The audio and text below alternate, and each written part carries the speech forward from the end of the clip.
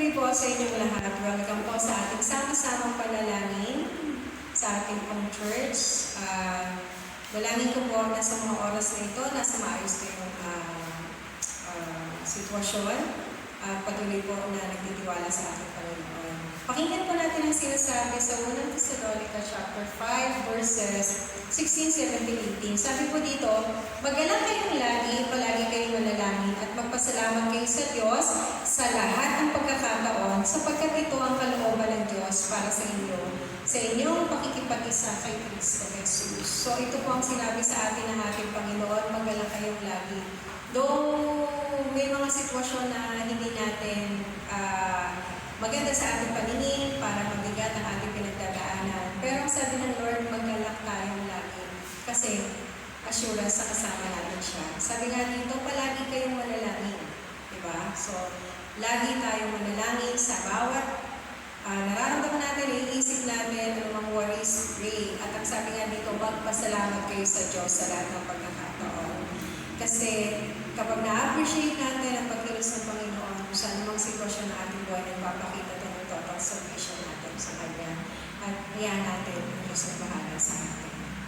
Gawin lang po natin, sabi nga, magpuri tayo at magpasalamat sa Panginoon. Awitin po natin yung tunay na Diyos. I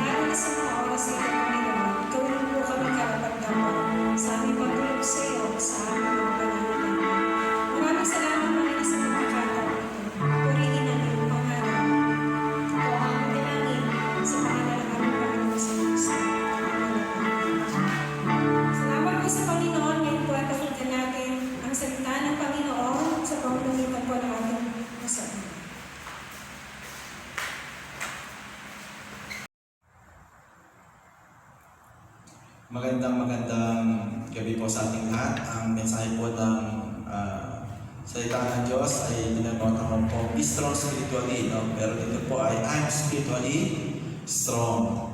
Ang talata po na pagbabatayan natin ay matatagpuan po sa Efeso chapter 6, verse 10. Tayo na po isang daling manalangin, samahan niyo po ako. Ang banal na makapangyarihan sa lahat, iniling po natin ay upang muna. O aming Diyos na banal na Espiritu, pag-ministeryo ka po sa parang nais mo sa aming mga buhay. Ano mong gawa ng kaliliman ay hindi pa namin naman pinabayaran sa pangalan mo, Panginoon Jesus. Bless us also, Father God, because you are worthy to receive your words with me, O God. Salamat po, O aming Diyos, ay mga may pinagkakatiwala natin ito. Ito po aming panalangin sa pangalan ni Jesus. Amen. So buksan po natin ang ating mga Biblia. Kung meron po yung mga Biblia, basahin po sa aklat ng Efeso chapter 6, verse 10. Basahin po natin, bilang pagwawakas, magpakatibay kayo sa kalakasan galing sa Panginoon at sa Kanyang dakilang kapangyarihan. So, pinapaalalahanan po tayo ng Biblia na kailangan po tayo magpakatibay sa kalakasan galing sa Panginoon. Ito po ang mga sundalo natin, ang Philippine Army. Every good soldier knows that he or she has to stay in the best condition physically, mentally, and emotionally. The training is brutal and their skill level is the highest. They not only train their bodies, they train their minds and emotions. When they have an assignment, they plan for every possible contingency. They cannot afford to make a mistake when they are on a mission. They work together as a team, always covering each other's back and lives, and they trust each other completely. Grabe po yung kanilang sakripisyo at hirap para po maglingkod sa bayan. At sa paglilingkod po nila, kailangan sila po ay talagang strong physically, mentally, emotionally, sa lahat ng aspeto. Kaya kung atin pong titingnan, ang Biblia po ay nagtuturo sa atin na kailangan po tayong maging malakas. So, tulad po ng mga sundalo, nais ng Diyos na lagi tayong handa at malakas para sa digmaan. Meron po kasi tinatawag tayo ng mga spiritual, no? Tulad po ng dedikasyon at paghahanda ng mga sundalo, pagpapalakas, dapat kayo din po tayo. Dapat po ay patatag, malakas ang ating po buhay spiritual. So, ano-ano ang dapat gawin to be strong spiritually? Una, spending time with God. Nakikita po natin yan sa aklat po ng Marcos chapter 1, verse 25, na kung saan ay modelong pinakita o halimbawa na dapat po natin tularan na ginawa po ng ating po Panginoong Hesus. Ano po sabi sa Mark chapter 1, verse 35? Madaling araw pa ay bumangon na si Jesus at nagpunta sa isang lugar kung saan maaari siya manalangin isa. So dito po pinakikita yung habit na po ng Panginoong Hesus na nag-spend talaga siya ng time sa pakikipag-usap sa ating pong Amang Diyos na makapangyarihan sa lahat. So ang pananatili po sa panalangin ay nagbibigay sa atin ng kalakasan galing sa Diyos. Tulad po yan ang ginagawa ng Panginoong Hesus. Sabi po sa awit 37 verse 4 to 5, ano po ang resulta ng panalangin sa buhay natin?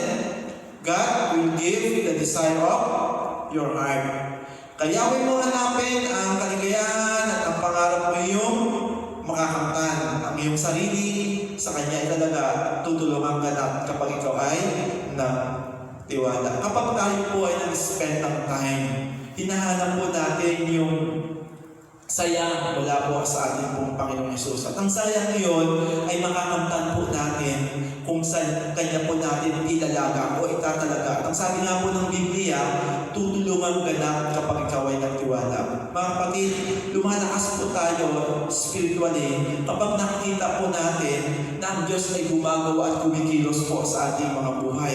At nakikita natin tinutulungan tayo, lalo na po sa panahon na yung pagtitiwala po natin sa mundong ito ay halos nawawala na tayo ng pag-asa. Pero ang sabi mo ng Biblia, tutulungan kang ganap.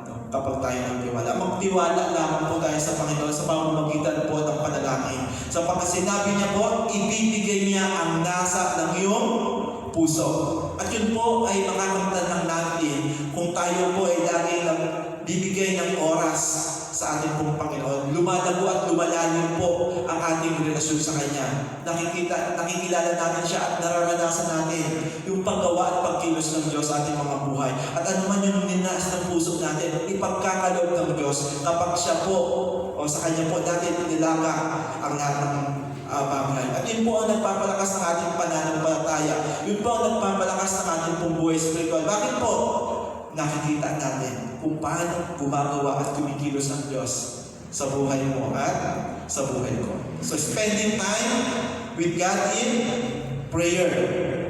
Ibibigay ng Diyos ang nasa ng iyong puso kung tayo po ay naghahanap ng kaligayahan, buhat po sa ating Panginoon. So, pangalawa, God's glorified when we pray. Lumalakas po ang ating pong buhay spiritual kapag ang Diyos po ay napaparangalan sa pamamagitan po ng panalangin. Pansinin po natin ang sinabi po ng 1 Timothy chapter 2, verse 23. Idalangin rin ninyo ang mga hari at may kapangyarihan upang tayo makapamuhay ng matahimik, mapayapa, makadiyos at marangal. Ito ang mabuti at nakalulugod sa Diyos na ating tagapagligtas. Kapag tayo po pala ay nananalangin at hindi na pang personal na lang natin ang lagi natin iniisip sa panalangin. Ano po yung sinabi ng Biblia rito? Idalangin rin ninyo ang mga hari at may kapangyarihan upang tayo makapamuhay na matahimik. Kapag tayo po ay nananalangin, hindi na lang lagi yung sarili natin ang tinitingnan natin, hindi lang lagi yung sarili natin ang idinudulog natin, kundi tayo naman po ay mayroon na ng tawag na pakialam sa mga taong nasa paligid natin, lalo na po sa mga naglilingkod sa atin. Tayo po ay kinalulugdan ng Panginoon. At yun po yung nais niya, sapagkat ang panalangin po ay nagbibigay ng karangalan sa Panginoon. Kung ito po ay tama ang motibo po natin. Kaya sinasabi po sa atin, lalo na sa panahon po natin ngayon, tayo po ay patuloy na mag-spend ng time sa panalangin. Sapagkat ang sabi po ng Biblia, siya po ay natutuwa, nalulugod. Kapag nakikita niya ang anak niya lumidepende sa kanya. Kapag nakikita niya na ang tao wala ng pag-asa, lumalapit sa Diyos. Nalala ko po yung sinabi ng ating pong Pangulo. Manalangin tayo sa ating Diyos na siya lamang ang may kapangyarihang talunin ang labanang ito na ating pong nararanasan sa ating pong bansa. Kapatid, sama-sama po tayong manalangin. Dahil kapag nananalangin tayo para sa ibang tao, para sa mga frontliners, para sa mga tao po na tumutulong upang labanan ang virus na ito, ang Diyos po ay natutuwa. Bakit po? Hindi na tayo naging makasarili. Tinitingnan na po natin ang ating pong kapwa. Sa pamagitan po ng pag-spend natin ng time sa panalangin, nalulugod po ang Diyos. At pinalalakas ng Diyos ang ating pong buhay spiritual. Pangatlong bagay po, God will empower you. Sa pamagitan din po ng pananalangin, pinalalakas ng Diyos ang ating pong buhay spiritual. Nagagamit tayo ng Diyos mightily. Bakit po? Because yung power ng Lord, habang tayo po ay nananalangin, na-experience din po natin. Sa history po ng Bible, yung mga taong magpapanalangin talaga, ginagamit ng Lord mightily. Si Moises, 40 days and 40 nights siya nanalangin, nakita natin how powerfully na ginamit siya ng Diyos para po sa bansang Israel. At ang mga taong lagi pong nananalangin ay mga tao po na mas madaling malaman o marinig ang tinig ng Diyos pamagitan po ng kanyang pananalita. Pansinin po natin ang buhay po ni Elias na matatagpuan po sa aklat po ng Santiago chapter 5 verse 17. Sabi po nito, si Elias ay isang tao na tulad din natin. Nang matahimtim siyang nanalangin na huwag umulan, hindi nga umulan sa loob ng 3 taon at 6 na buwan. At nang siya ay nanalangin para umulan, bumagsak nga ang ulan at namunga ang mga halaman. Kapag binasa po natin ang talatang ito, makikita po natin ang sabi po ng Biblia, matahimtim siya nanalangin. Siya ay taong tulad din po natin. Wala pong favoritism ang Lord. Kapag isang tao po ay taimtim na lumalapit sa Diyos, tinutugon po niya ang kanyang panalangin at ibinibigay po, even yung mga imposibleng bagay ay nagiging posible dahil po sa kapangyarihan ng Diyos na pwede po nating maranasan. Kaya din sabi ng Panginoon sa kanyang mga lagad higit pa rito ang magagawa niyo sa akin sapagkat ako'y pupunta na sa Ama. So makikita po natin na tayo po ay pinalalakas ng Panginoon upang tayo po ay patuloy na magamit ng Panginoon. Pangalawa, na makita natin upang tayo po ay mapalakas o paano tayo mapapalakas spiritually, dapat natin gawin, live in a way that pleases God. Sa Romans chapter 12 verse 1, sabi po dyan, ang kaulugan po ng word na pleases God in the Bible, an essential aspect of the life of believers that is more than a matter of external observance, but a total and a heartfelt commitment to God. Yun po ang sabi ng Romans chapter 12. Ang to please God is a command. Sabi po dyan sa Romans chapter 12 verse 1. Kaya nga mga kapatid, alang-alang sa masaganang habag ng Diyos sa atin, ako'y nakikiusap sa inyo na ialay niyo ang inyong sarili bilang isang handog na buhay, banal at kalugod-lugod sa Diyos. Ito ang karapat-dapat na pagsamba ninyo sa Diyos. So, paano po natin ipapakita na tayo po ay, ng buhay po natin ay pleasing sa Panginoon? Una, be a doer of God's Word. Hindi lamang po tayo tagapakinig. Ang sabi po ng Romans chapter 2 verse 13, sapagkat hindi ang mga nakikinig sa kautusan, kundi ang sumusunod dito ang siyang pawawalang sala ng Diyos. Naligtas tayo, hindi po nakinig lang tayo, kundi isinabuhay po natin. At sa patuloy na pagsasabuhay ng salita ng Diyos, ang Diyos po ay nalulugod sa ating pong pagkatao, sa ating pong buhay. So pangalawa, love God wholeheartedly. Sabi po sa John chapter 14 verse 23, sumagot si Jesus, ang umibig sa akin ay tumutupad ng aking salita, iibigan siya ng aking Ama at kami pupunta at mananahan sa Kanya. So dito po makikita natin kapag minahal mo po ang Diyos ng buong puso mo, ang sabi ng Biblia, sasamahan niya tayo, mananahan siya sa ating pong mga buhay at anuman pong journey ng buhay natin, kasama po natin siya. Ang mga taong nagmamahal sa Diyos ay patuloy na sinasamahan at kinatatagpo ng Diyos sa kanyang pong sitwasyon. Kaya napakalaga po, nais natin maranasan at makilala pa ang Diyos. Sumunod po tayo sa Kanya sa pamamagitan ng pagtupad ng Kanyang salita. Pangatlo, stay away from sin. Sabi po yan sa Hebrews chapter 4 verse 13. Walang nilalang na makakapagtago sa Diyos. Ang lahat ay hayag at lantad sa kanyang paningin at sa kanya tayo magsusulit ng ating pong mga ginawa. Kaya napakahalaga po, pwede po tayong magtago sa tao, pero sa Diyos, hindi po tayo makakapagtago. Alam niya ang laman ng ating pong puso. Alam niya kung ano yung mga ginagawa nating mali. Alam niya kaya ang pinakaka-loob-looban ng ating pong pagkatao. Kaya pinalalahanan po tayo sa 1 chapter 3 verse 8 to 9. Ang nagpapatuloy sa pagkakasala ay kampo ng dyablo, sapagkat sa simula pa ay nagkakasala ng dyablo, kaya't naparito ang anak ng Diyos upang wasakin ang mga gawa ng dyablo. Ang mga anak ng Diyos ay hindi nagpapatuloy sa pagkakasala sapagkat nananatili sa kanila ang binhing mula sa Diyos. At dahil ang Diyos ang Ama nila, hindi sila maaaring magpatuloy sa pagkakasala. So makita po natin, ang sambuhay po na nagbibigay ng kaluguran sa Diyos, sumusunod po sa salita niya, no? Minamahal ang Diyos ng buong puso at lumalayo sa kasalanan. So kapag ang buhay po natin ay hindi tama sa harapan ng Diyos, ang hirap pong lumapit sa Kanya. Pansinin po natin kapag isang tao po ay nag-backslide, nahihiyang lumapit sa Diyos. Kasi alam nila, hindi sasagutin ang kanilang panalangin. Dahil ang kasalanan ay hadlang sa ugnayan ng tao at sa Diyos. Kaya nga po, sabi ng Awit 66 verse 18 kung ikaw ay nagpapatuloy sa kasalanan, hindi papakinggan ng Diyos ang inyong panalangin. Kaya po napakahalaga na hindi po tayo inuusig ng ating pong damdamin. Dahil kapag inuusig po tayo ng damdamin, hindi hindi po tayo talaga papakinggan ng Panginoon. Kaya napakalaga po yung ating pong tinatawag na budhi, no? Ito po yung divine mechanism para malaman natin kung malayo pa tayo sa Diyos o hindi. Ano po ang sabi ng Biblia po na matatagpuan din po natin sa aklat ng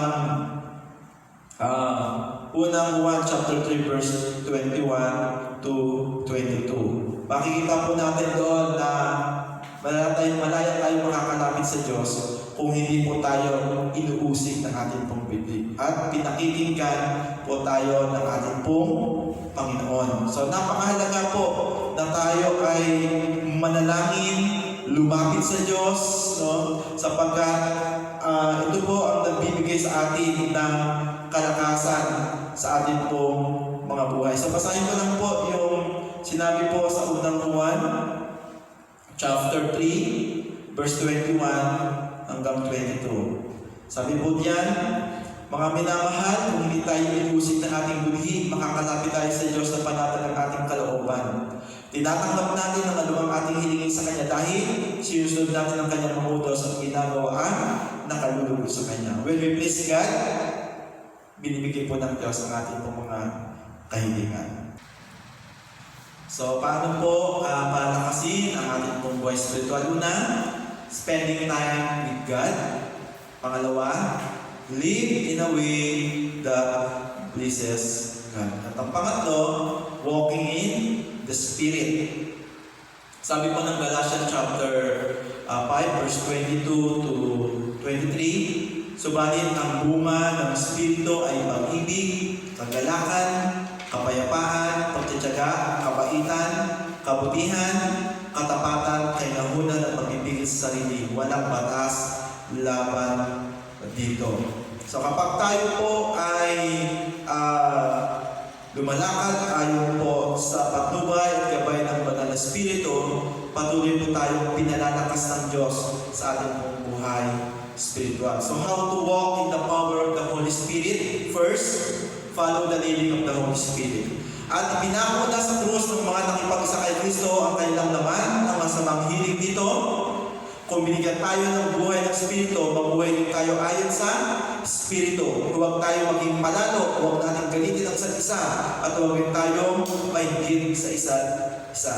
So sa buhay po natin, dapat ang pinakikinggan po natin ay kung ano ang sinasabi sa atin ng Banal na Espiritu na nananahan po sa ating po mga buhay. Tandaan po natin, ang Banal na Espiritu po ay nananahan sa ating pong buhay at siya po ang nagkukonbig sa atin kung ang gagawin po natin ay tama o mali. At alam mo po, at tiyak ko na alam mo kung ano ang nais ng Diyos sa ating pong mga buhay. Kaya hindi po dapat natin siya pinipigati, no, sa ating pong mga buhay dahil sa hindi po natin pagsunod sa Kanya. Kaya iwasan na po natin yung pagiging palalo.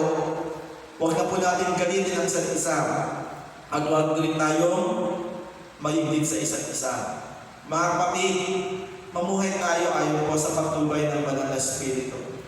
Sapagkat sa pamagitan lamang po ng pakikinig sa Diyos at pamagitan ng Kanyang salita, lumalakas po ang ating buhay spiritual.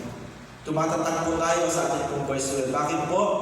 Nagiging clear sa atin kung ano ang nais ng Diyos na dapat natin ginagawa sa ating pong mga buhay. Lalo na po sa ating pong personal journey bilang Kanyang mga anak. So napakahalaga po, follow the leading of the Holy Spirit. Mga kapatid, gano'n tayo mag-go sa Banal na Espiritu? Gano'n po tayo kalapit sa Kanya, sa ating pong buhay. Siya po yung ating patnubay. Siya po yung gabay. Siya po ang nangunguna sa atin. So, lalo po natin palalimin ang ating pong ugnayan sa ating pong Diyos ang Banal na Espiritu. Na siya dapat magpatakbo at kumontrol ng ating pong buhay. Pangalawa, live as a children of God. Sa Ephesians chapter 5, verse 8 to 10, for you were once darkness, but now you are light in the Lord. Live as children of light.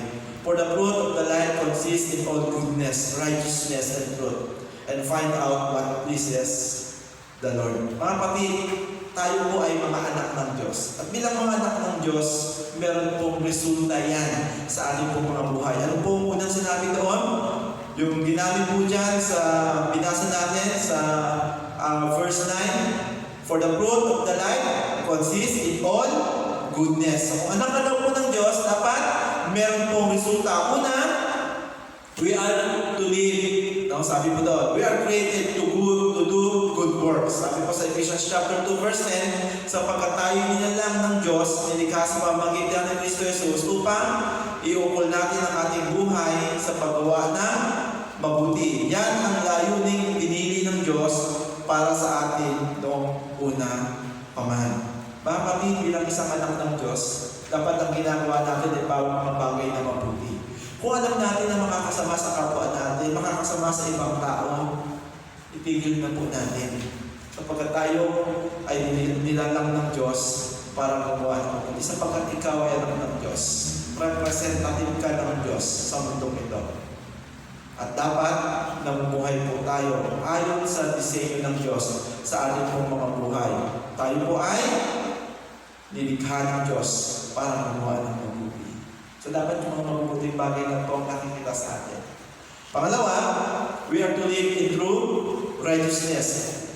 Kaya maging handa kayo, ibigkis sa inyong bewang ang sinturon ng katotohanan at isuot sa dibdib ang baluti ng katwiran. So kapag nakita po natin sa mga sundalo po ng Roma sa panahon na yon, kitang-kita po agad yung baluti sa kanila. Ang ibig sabihin po talaga, yung testimony ng buhay po natin, kahit hindi po sila magsalita, nakikita po nila kung ano yung uri ng pamumuhay na ginagawa po natin sa harapan ng mga tao ito. At ang isang tao po na anak ng Diyos ay dapat po nakikita ang totoong katwiran sa kanyang buhay. Isang malinis na pamumuhay na nahayag sa mga tao paligid. Ibig sabihin lang po nito, kamusta yung ating pong personal testimony? Are we a blessing to them? Natutuwa pa sila kapag tayo po ay nakakasama nila? O ano po ang naging reaction nila? So we are to live in true righteousness. Yan po ang isang bagay na hinihingi sa atin kung tayo po talaga ay mga anak ng Diyos. And pangatlo, sabi nga po pala doon, no? Sa nabasa ko, a Roman's breastplate would typically be made from bronze or chainmail and would cover the vital body parts, the heart, lungs, stomach. Righteousness or doing what is right is essential to protecting the life of the believer through spiritual battle. Also, the breastplate is a primary means of identification. This is one of the clearer ways for soldiers to recognize each other in battle. Likewise, a Christian behavior is meant to identify them to the world and other believers as follower of Christ. So, binabago po talaga yung pag-uugali natin. Binabago talaga yung pakikitungo natin sa iba't ibang tao. For good, ang nakikita po sa ating pong mga buhay. And last, we are to live to do what is true. Sabi po yan sa Ephesians chapter 4, verse 24. At ang dapat niyong suot ay ang bagong pagkatao na nilikhang kalarawan ng Diyos at nahahayag sa patuwid at banal na pamumuhay ayon sa katotohanan. So yung ayon sa katotohanan po rito, tayo po ay nagiging kawangis ni Kristo. Yun po ang ibig sabihin ng salitang katotohanan dito. Yung ating pong pagkatao, tayo po ba ay naging kawangis ni Kristo. To be like Christ, ang pinaka-goal po ng isang Kristiyano. So dito po makikita natin mga bagay po na kailangan natin gawin upang lumakas po ang ating pong buhay spiritual. Sapagkat kung hindi po malakas ang ating buhay spiritual, hindi po tayo magagamit ng Diyos sa kanyang pong ubasan. Mighty. So tandaan po natin, yung word po na ginamit po dyan na truth, created after the likeness of God in true righteousness and holiness. So mga kapatid, ito po yung tatlong bagay na dapat po na ginagawa natin para po maging malakas tayo sa ating buhay spiritual. Lalo na po sa panahon na to na tayo po ay dumadaan sa iba't ibang uri ng pagsubok, no? Kabigatan po ng buhay. Spending time with God. Pangalawa, live in a way that pleases God. Pangatlo, walking in the Spirit. Tayo po ay patuloy na manalangin. Mga kapatid, ating pong idulog sa Panginoon ang ating pong mga kahilingan sa panalangin. So una po, pag-pray po natin ang ating pong Pangulo. Tayo po ay dumulog, dahil na po sa panahon na na kailangan po niya mag-desisyon at gumawa ng agarang solusyon para sa ating pong bansa. Sige po, tayo po yung manalangin. Ipaplasyon na naman po yung mga prayer request dito. Sama-sama po tayo manalangin. Amang banal, patuloy po namin tinataas sa iyo ang aming pong Pangulo. Pangunahan mo po siya. Bigyan mo po siya ng karunungan kung paano po niya susolusyonan ang problemang nararanasan po ng bansang ito. Ang pandemic issues doon, ang virus na COVID-19 ang mga banal. We pray for wisdom, Lord. Bigyan mo rin siya ng mga taong ka-Diyos na magbibigay po ng tamang payo at nakalulugod sa iyo. Amin din pong tinataas sa iyo, Lord, yung mga mayors po namin, mga barangay officials, sa pamamagitan ng pamimigay po ng tulong ng pagkain, gamot, pinansyal sa kanilang sasakupan. Maging tapat po sila sa pagtulong at mawala ang korupsyon. Ito po yung panahon, Lord God, na kung saan mahalin ang bawat nanunungkulan at kanilang po mga nasasakupan. Tulungan mo po sila na maging tapat po sa iyo at sa pagpinigod po nila sa bayan nito. Amin din po tinataas sa iyo, Lord, ang ibang mga government agencies, Lord, IATF, DOH, DILG, DOTR, NMDA, LGUs, Lord, sa pag-provide nila ang pag-implement ng guidelines for the community quarantine. Bigyan mo po sila ng wisdom and guidance, Lord God. Patuloy na may sa katuparan po ng maayos ang mga programa nito, Lord God. Yung nangangailangan po upang ma-prevent, Lord, ang paglaganap ng virus nito, Lord God. Protection na rin po sila sa anumang uri ng virus na maaaring po kumapit sa kanilang pong katawan. Lord, sa oras na ito, Lord, hinihiling po namin sa pangalan mo, Panginoong Isus, patuloy na samahan mo sila ng pangunahan. Amin din po patuloy na tinataas sa iyo, Lord, ang bawat mga Pilipino, Lord God, na magkaroon po talaga ng tunay na kapayapaan at disiplina sa pagsunod po ng batas na kung saan, Lord, para po sa ikabubuti ng bawat isa. Tulungan mo po, Lord, na hindi maging makasalati ang bawat isa. Kundi talagang sundin ang mga batas na ito upang maging maayos ang bawat barangay na hindi po lumaganap ang sakit na ito. Salamat po, Lord God. Patuloy na kapayapaan po sa puso't isipan ng aming pong panalangin na maranasan po ng bawat mga Pilipino. Lord, we also pray, Lord, yung food supply, Lord, medicine at iba pa na kailangan po. Huwag po sila magpanipayin, Lord. Tulungan mo po na ang gobyerno namin, Lord God, ay talagang maiparating po sa bawat tao ang suporta at tulong po upang hindi po magkaroon ng takot at magpanik. Kundi sama-sama pong manalangin ang bawat Pilipino para labanan po ang epidemya nito. Amin din pong tinataas sa Lord ang mga biyanin po namin sa mga panahon ngayon, Lord.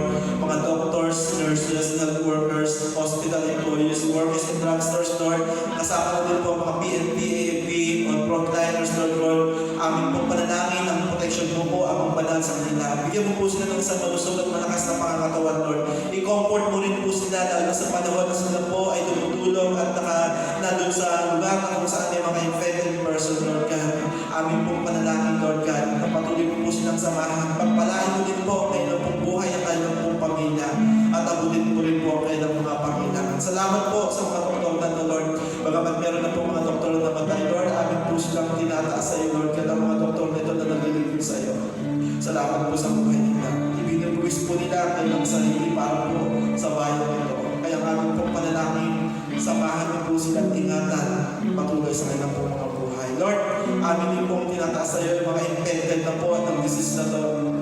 Dalangin po natin, Lord, at yung makapangyarihan kamay po ang umipo sa kanilang katawang lupa. Kagalingan, Panginoon, ang aming pong panalangin at ang kanilang pong mga pamilya, Lord God, ay patuloy na bigyan mo ng kaliwan at kalakasan sa panahon po ng mga difficulty na nararanasan po nila, Lord God. Salamat po. Patuloy nilang maranasan ng himala na nagmumula po sa iyo. Lord, amin din pong tinataas sa iyo, Lord, ang mga medias, Lord, radios, na maging tapat po sila sa kanilang pong pamamahayag upang hindi po lumaganap ang maling balita ang banal.